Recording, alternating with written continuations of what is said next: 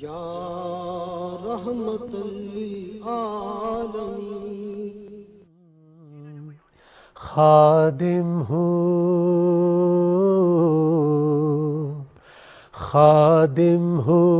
اس در کا، اکیلا نہ سمجھنا مجھے، اکیلا نہ سمجھنا۔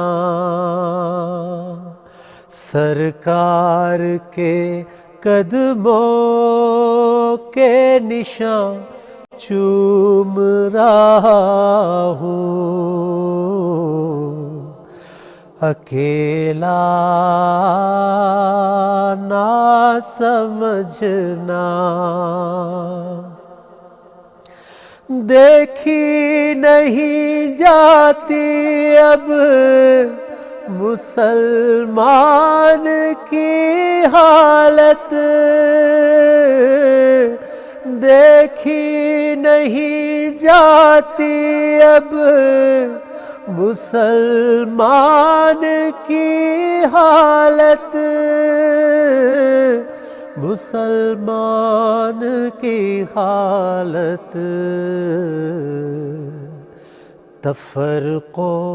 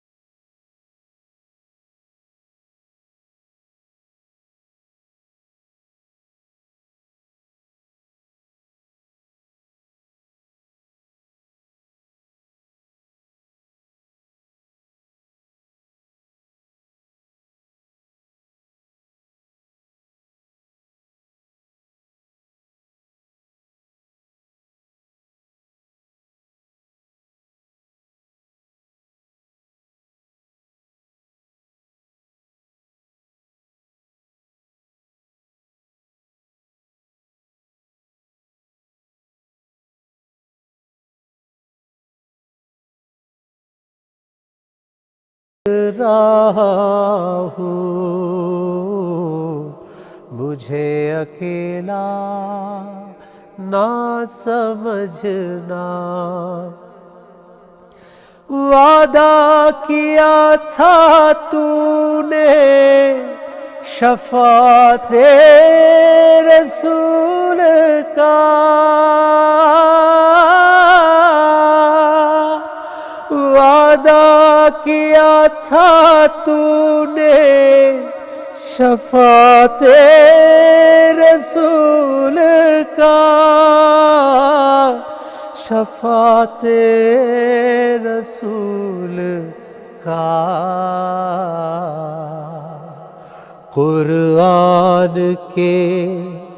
قرآن کے وعدوں میں لکھا دیکھ رہا ہوں، مجھے اکیلا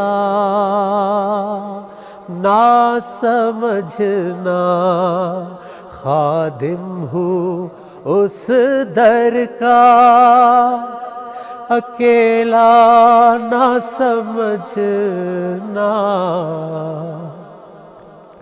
مجھے اکیلا نہ سمجھنا۔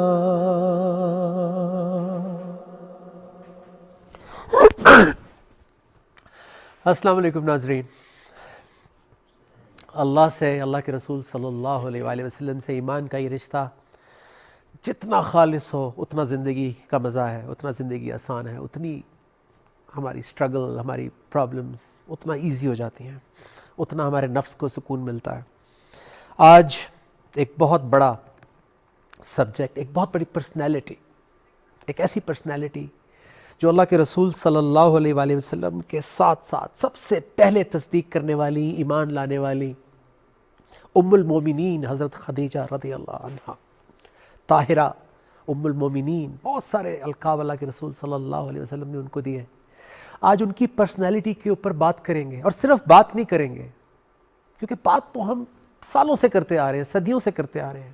آج یہ بھی دیکھیں گے کیا ان کی زندگی سے ہم 5% بھی لے سکے ہیں، کیونکہ یہ جو پرسنالٹیز ہیں جنہوں نے ایکچولی، جن کی وجہ سے اسلام آج ہمارے گھر میں ہے، ہماری زندگیوں میں ہے، جس کی وجہ سے آج ہمیں یہ دن دیکھنا نصیب ہو رہا ہے، سو ان کی لائف کا 5% ریفلیکشن بھی ہماری زندگی میں آ جائے تو ہمارے مسائل، ہمارا معاشرہ کہیں سے کہیں پہنچ جائے گا۔ سو آج ہمارے جو مہمانان ہیں ان کے سامنے میں یہ اپنی فیلنگز اور یہ سوالات رکھوں گا کہ ان کی لائف سے کیا سیکھا جا سکتا ہے۔ پوری ہسٹری ہمارے پاس پریزروڈ ہے، ہمیں پتہ ہے کہ کیا کیا واقعات کیسے کیسے ہوئے۔ ڈاکٹر انیس صاحب السلام علیکم۔ السلام ورحمۃ اللہ۔ بہت خوشی ہوئی، آپ کو ہر روز دیکھ کے بڑی خوشی ہوتی ہے، آپ کی بات میں جو ہے وہ شفقت بھی ہے اور بڑی کلیئرٹی بھی ہے، اور بڑے پیار سے، بغیر آپ جسے کہتے ہیں نا کہ آج کل ہمارا میڈیا بہت اونچا ہے، بہت لاؤڈ ہے، لیکن آپ بڑے دھیمے انداز میں آپ بات کر جاتے ہیں اور بہت بڑی بات کر جاتے ہیں۔ ڈاکٹر انیس احمد صاحب پاکستان کی رحمت للعالمین اتھارٹی کے چیئرمین ہیں، انہی کے کی ایفرٹ سے یہ ٹرانسمیشن آپ تک پہنچائی جا رہی ہے پی ٹی وی نیوز سے، اور بہت ساری تصانیف کر چکے ہیں۔ فلڈیلفیا میں امریکن یونیورسٹی میں پڑھاتے رہے ہیں کمپیریٹیو ریلیجن، اس کے علاوہ پاکستان میں رفا انٹرنیشنل یونیورسٹی کے وائس چانسلر ہیں۔ ان کی انشاءاللہ ہم آج ان سے ریکویسٹ کریں گے کہ روشنی ڈالیں کہ ماڈرن ڈے کی عورت کیا سیکھ سکتی ہے، اور ایک ایز این ازدواجی زندگی، ایز اے کپل آپ صلی اللہ علیہ وسلم اور ان کی زندگی سے کیا سیکھا جا سکتا ہے۔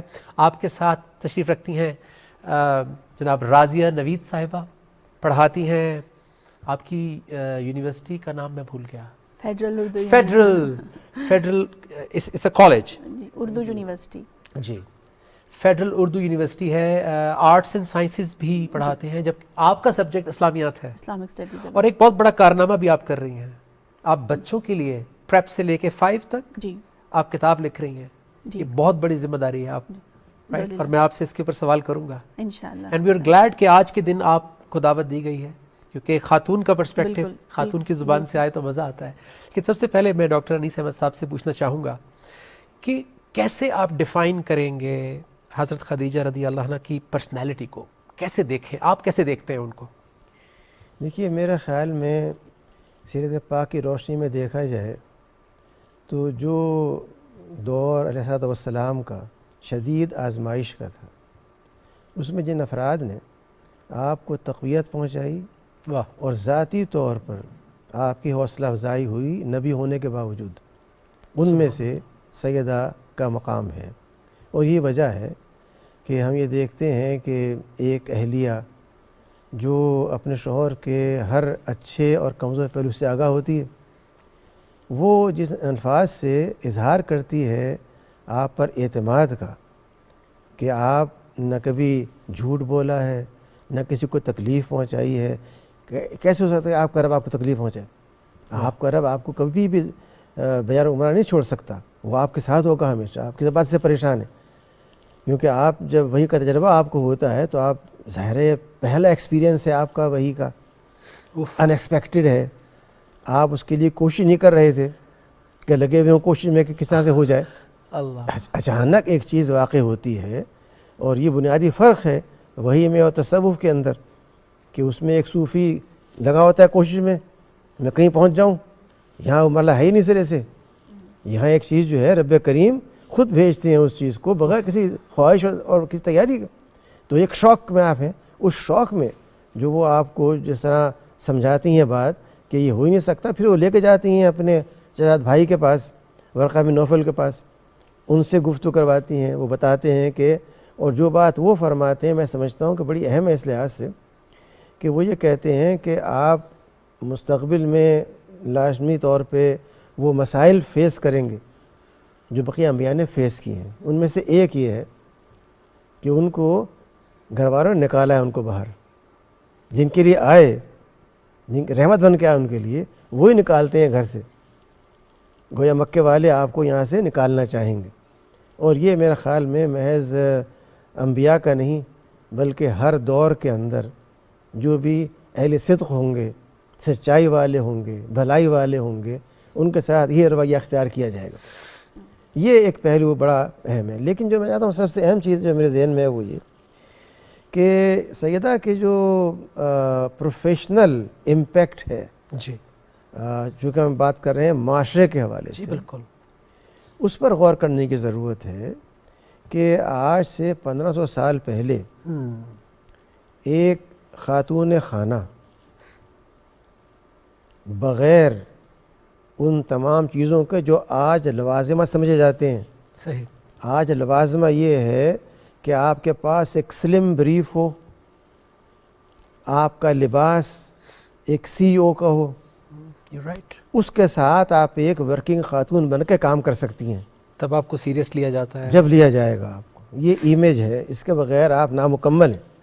لیکن یہ خاتون خانہ بزنس مینجمنٹ، ریسورس مینجمنٹ، ہوئے ہوئے. اسپیکولیشن جتنے بھی ہو سکتے ہیں، رسک، ان سب کا کام گھر کے اندر سے ہو رہا ہے، بازار میں نہیں ہو رہا.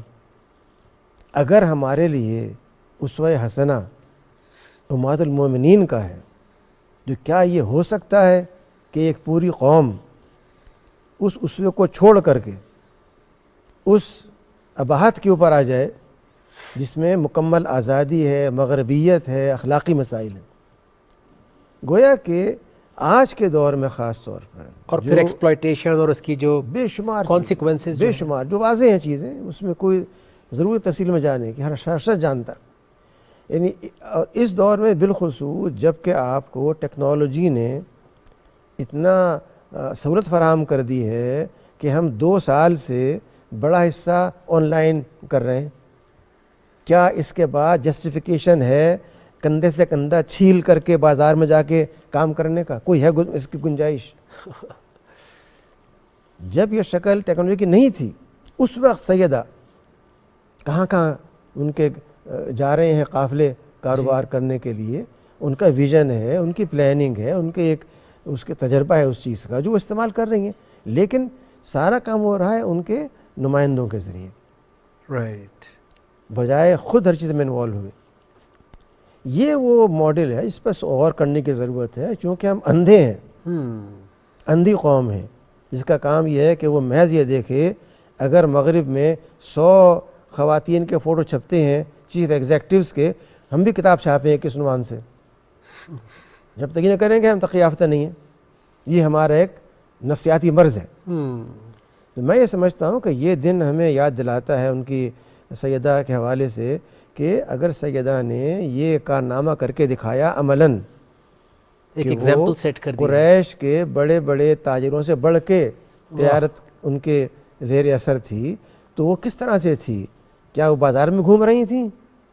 کیا وہ ایک ایگزیکٹو خاتون بنی ہوئی تھیں؟ سوشلائزنگ ہے وہ بغیر سوشلائزیشن کے، بغیر ان ساری جو سمجھتے ہیں کہ اس کے بعد کاروبار نہیں ہو سکتا، اس سب کے بغیر سیدہ نے وہ کام کر کے دکھایا جو دین چاہتا ہے. سبحان اللہ.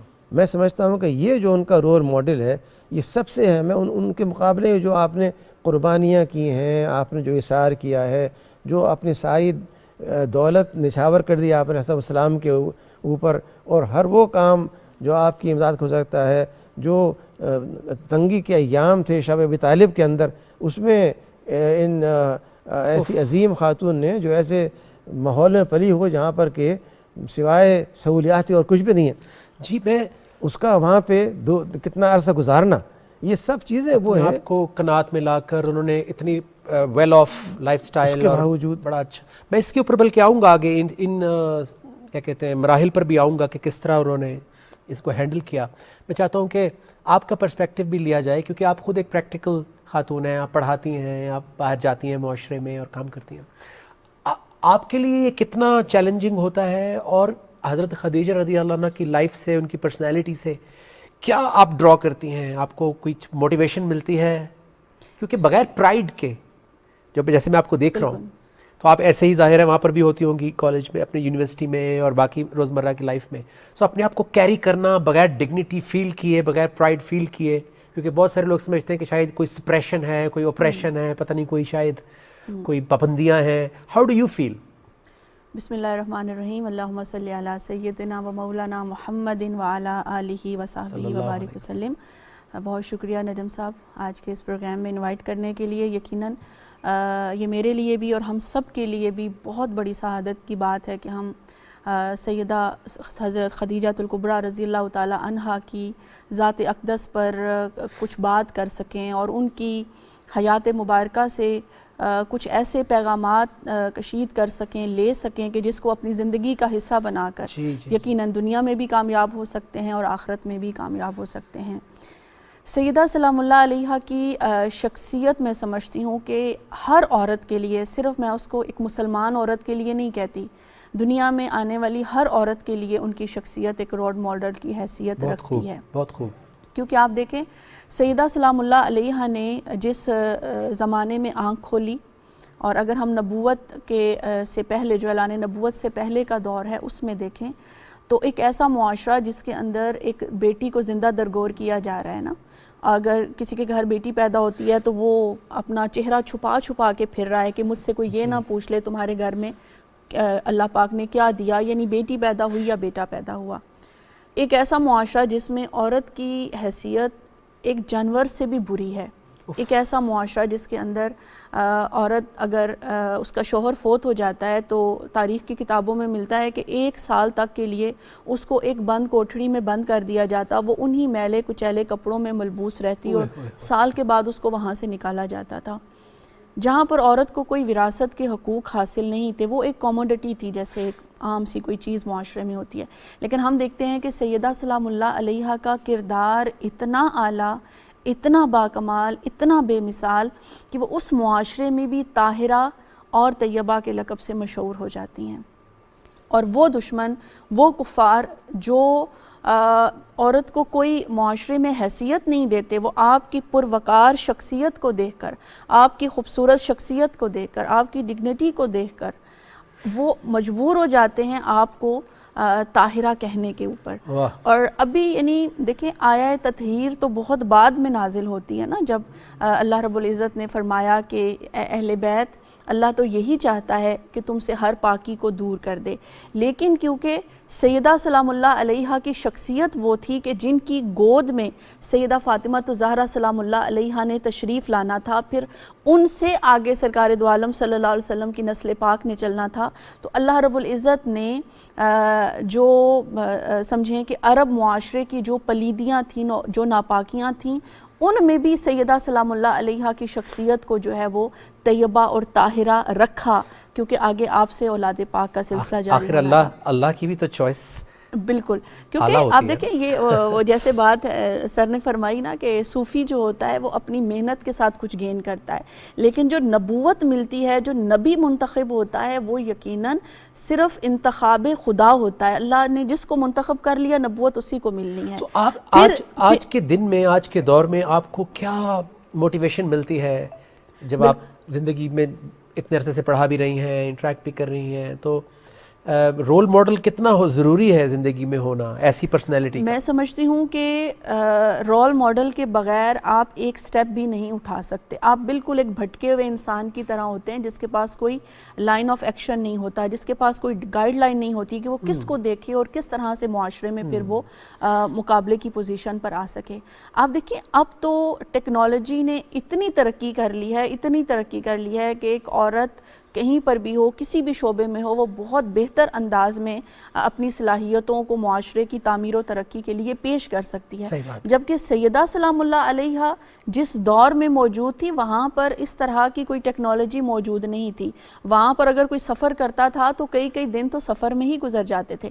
مگر ان کی مینجمنٹ سکل کو دیکھیں, ان کی ڈیسیژن پاور کو دیکھیں, ان کے اس دور کے حالات کو سمجھنا اور سمجھ کر پھر ایک فیصلہ لینا اس کو دیکھیں.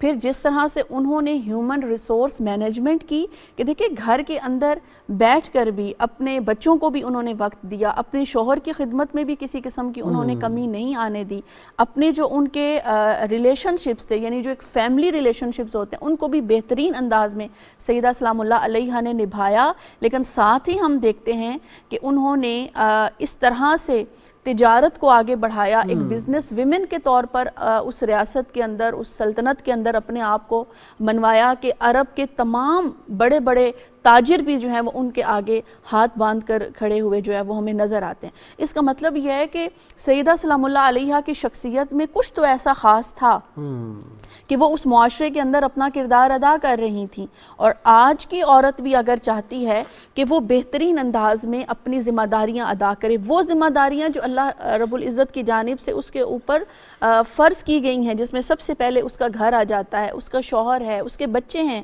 بچوں کی ذمہ داری عورت کے اوپر سب سے پہلے آتی. ہاں پھر بھی وہ محسوس کرتی ہے کہ اللہ پاک نے مجھے اتنی صلاحیت دے رکھی ہے کہ میں معاشرے میں جو ہے اپنا ایک اہم کردار ادا کر سکتی ہوں.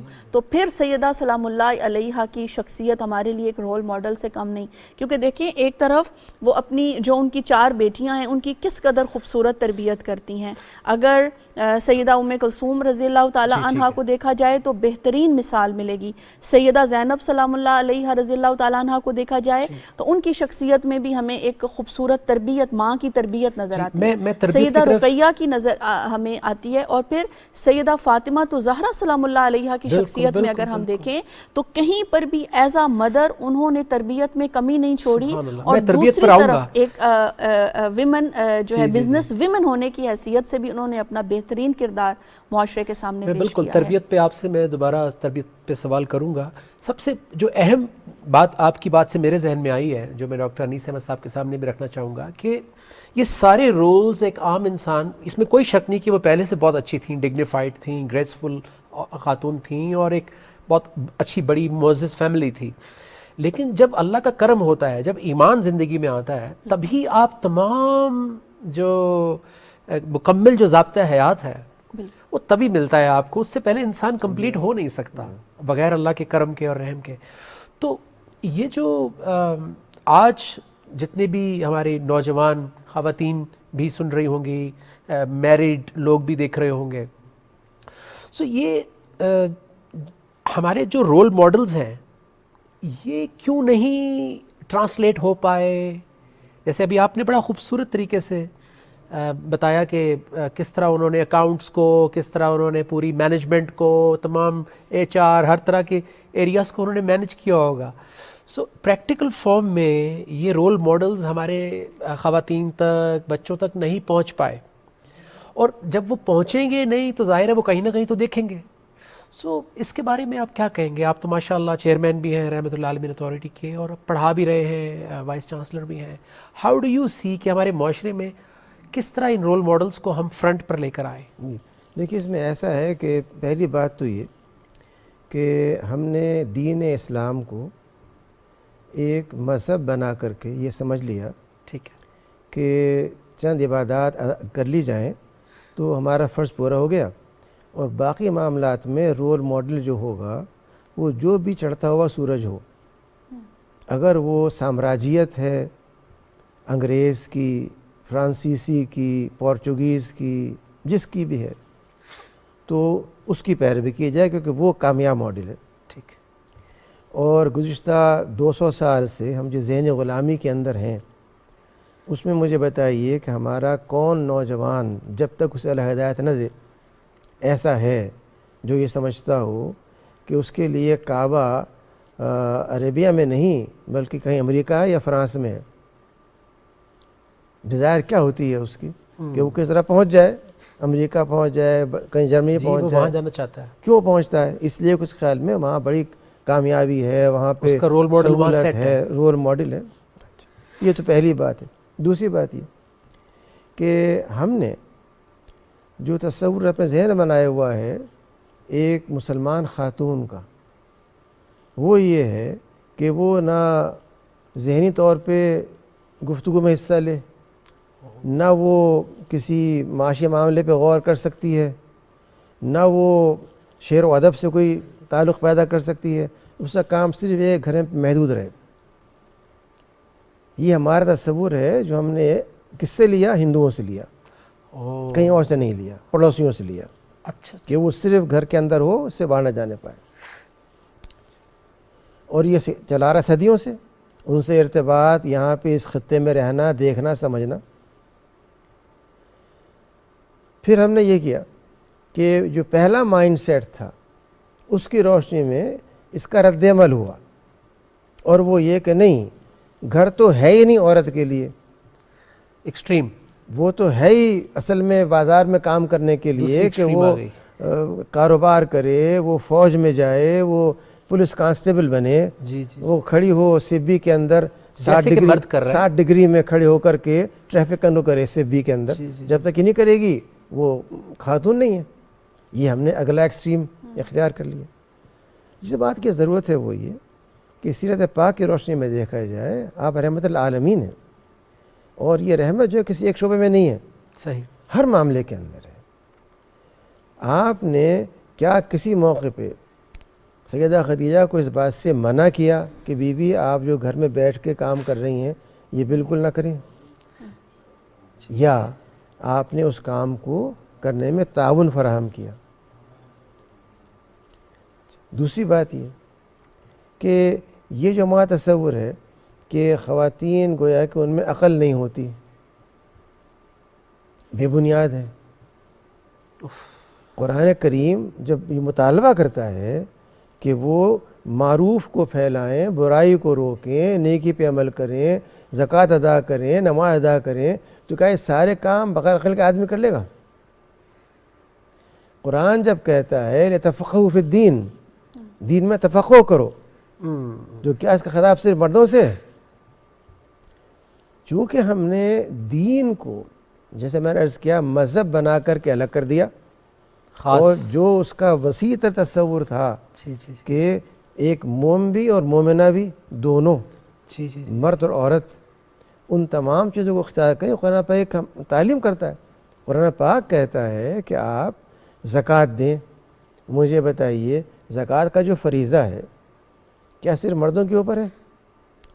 اچھا، اگر عورت کے اوپر ہے، وہ زکوٰۃ کس چیز پہ دے گی اگر اس کے پاس ایسٹ نہیں ہے؟ اس کا مطلب ایسٹ بھی ہوگا۔ ایسٹ کہاں سے آئے گا؟ جب تک وہ انویسٹ نہیں کرے گی، کوشش نہیں کرے گی۔ صحیح، جس کا مطلب یہ ہے کہ ہماری عبادات کے اندر یہ پہلو موجود ہے کہ ایک خاتون میں صلاحیت ہے، لیکن وہ صلاحیت ایک دائرہ کار کے اندر ہے۔ وہ صلاحیت بازار کی تفریح کے لیے نہیں ہے کہ خاتون کو ایک سیلیبل پروڈکٹ بنا دیا جائے، اور آپ نہ ٹوتھ پیسٹ بیچ سکتے ہیں، نہ جوتا بیچ سکتے ہیں بغیر شکل دکھائے خاتون کی۔ اللہ اکبر۔ یہ جو مقام دیا ہے یورپ نے خاتون کو، جو ہم دے رہے ہیں اپنے ہاں، یہ اس کی ذلت ہے، عزت نہیں ہے۔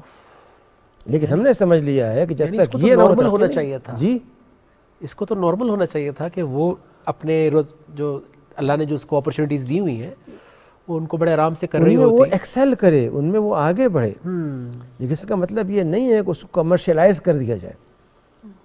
ہم نے خاتون کو آزادی کے نام پہ کمرشلائز کیا، اور ہر پہلو سے اس کی عزت کو ختم کیا۔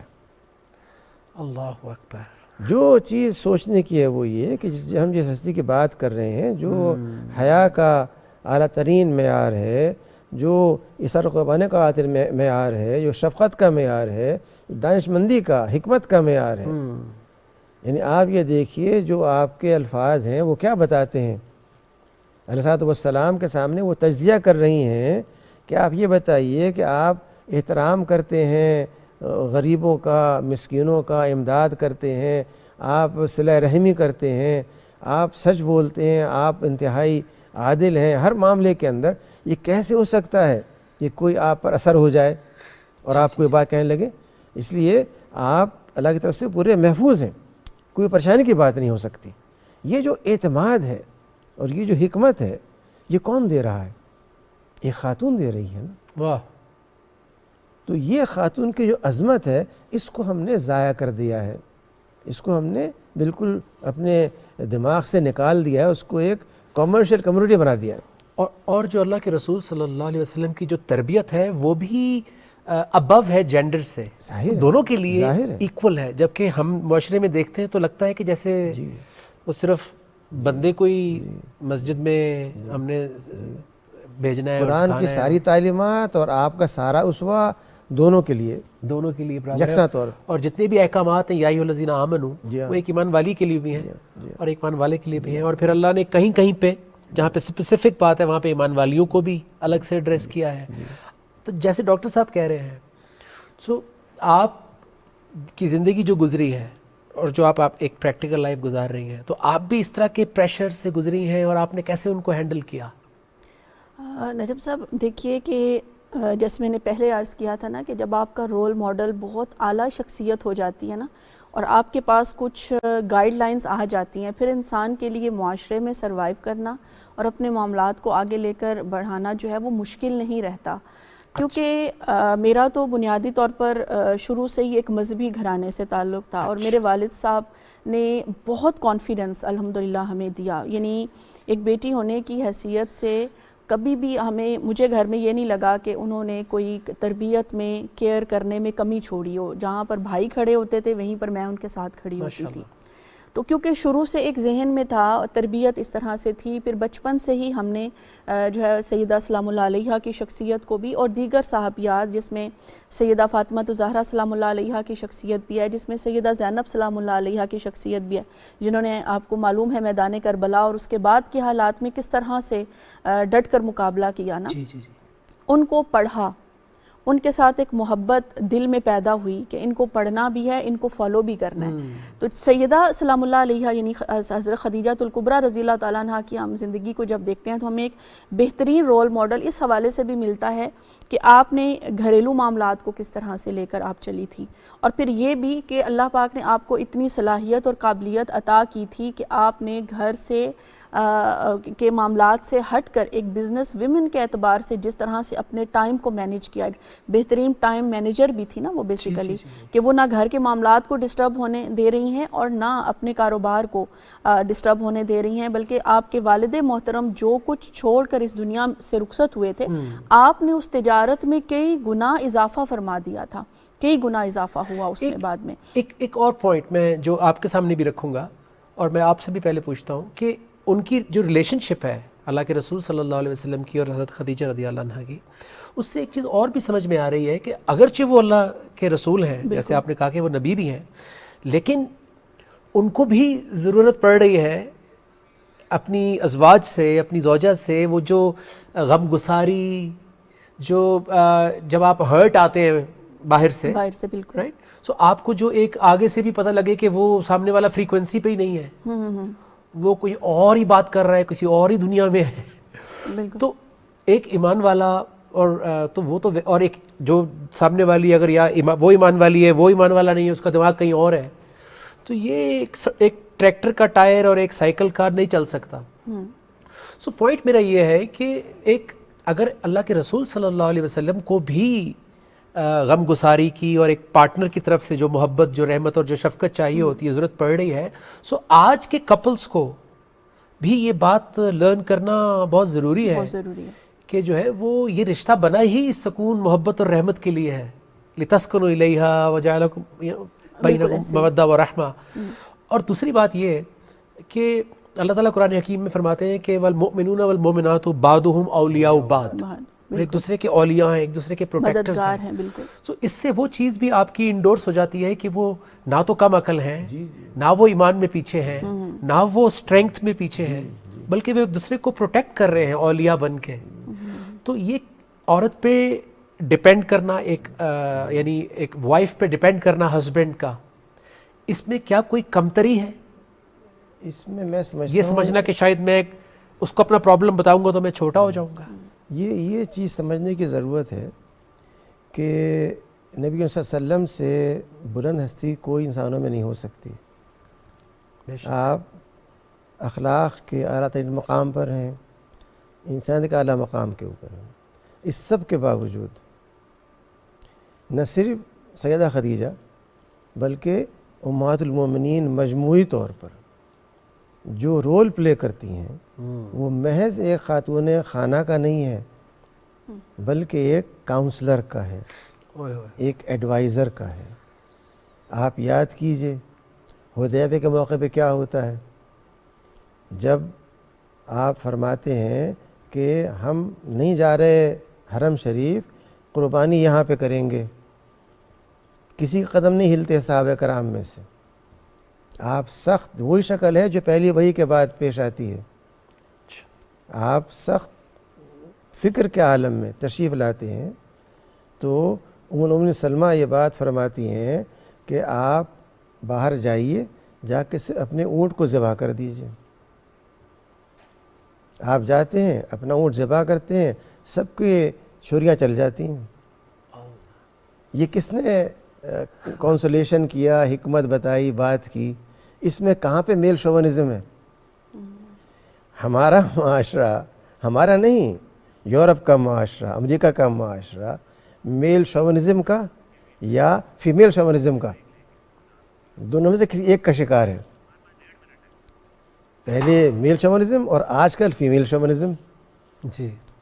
جبکہ دین یہ بتاتا ہے کہ اعلیٰ ترین ہستی وہ بھی مشورہ کر رہی ہے, وہ معلوم کر رہی ہے, اس پہ عمل بھی کر رہی ہے وہ ہستی. نہ وہ کم ہو رہا ہے, نہ چھوٹا ہو رہا ہے, نہ کوئی فرق پڑ رہا ہے. تو یہ جو کمپلیمنٹیریٹی, جو سینرجی اور جو یکجائی ہے, اور جو آپ بات فرما رہے تھے سیم ویو لینتھ کا ہونا ہے کہ ایک خاتون, دیکھیے عمر میں فرق ہے, کہاں 40 سال کہاں 25 سال فرق ہے عمر میں. تو ان سب چیزوں کے باوجود یہ ایسا ایڈجسٹمنٹ, اس وقت یہ بتائیے آپ کہ ہمارا جو معاشرہ ہے اس کے اندر, جو میں نے اسٹڈی کیا ہے پاکستان کی تاریخ کو, جدید تاریخ کو, ہمارے بعض خطے ایسے ہیں پنجاب کے جہاں پر جو خلا اور طلاق ہے یہ ہائیسٹ ہے ملک کے اندر. اللہ, کیا وجہ ہے؟ یہی وجہ ہے کہ خاتون کو بتایا گیا کہ تم نہ دبنا کسی سے. اسے کہا تم مرد ہو, ذرا مردانی دکھاؤ اپنی. فائٹ, دونوں کو یہ سمجھایا جاتا ہے, دونوں کو کہا جاتا ہے تم دب کے نہ رہنا, تم بھی نہ دب کے رہنا. اس میں دبنے کا سوال نہیں ہے. جی بس یہیں سے ہم کنٹینیو کریں گے. اذان بریک پہ جا رہے ہیں, واپس آئیں گے تو مزید یہ ازواجی زندگی پہ جو ہمارے مسائل ہیں گھر کے, اس کے اوپر تھوڑی سی روشنی ڈالیں گے. تو کہیں مت جائیے, اسٹے ٹیونڈ. ملتے ہیں ایک چھوٹی سی بریک کے بعد. السلام علیکم ورحمۃ اللہ وبرکاتہ.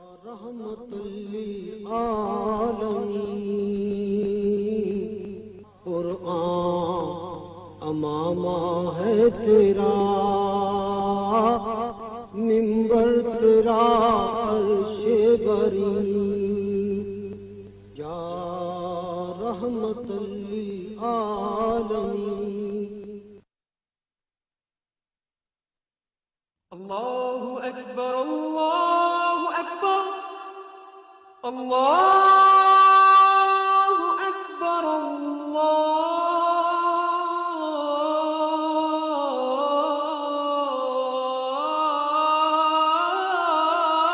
اکبر.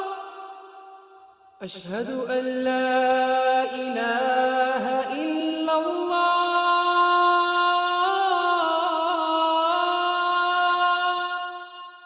اشہد ان لا الہ الا اللہ, اشہد ان محمد محمد رسول الله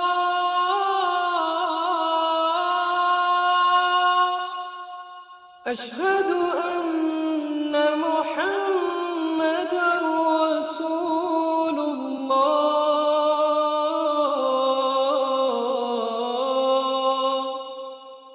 حي على الصلاة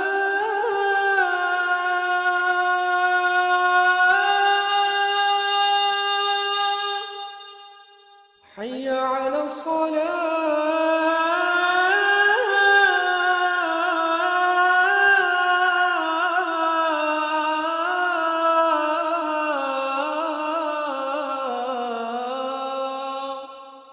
حي على الفلاح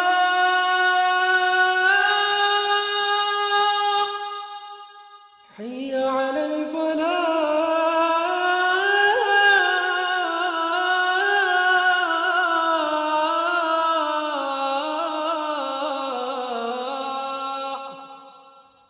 الله أكبر الله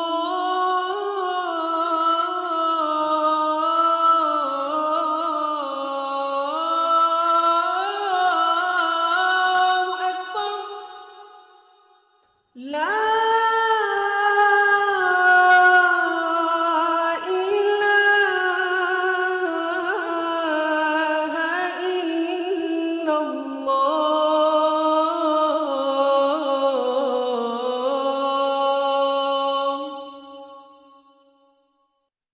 یا رحمت للعالمین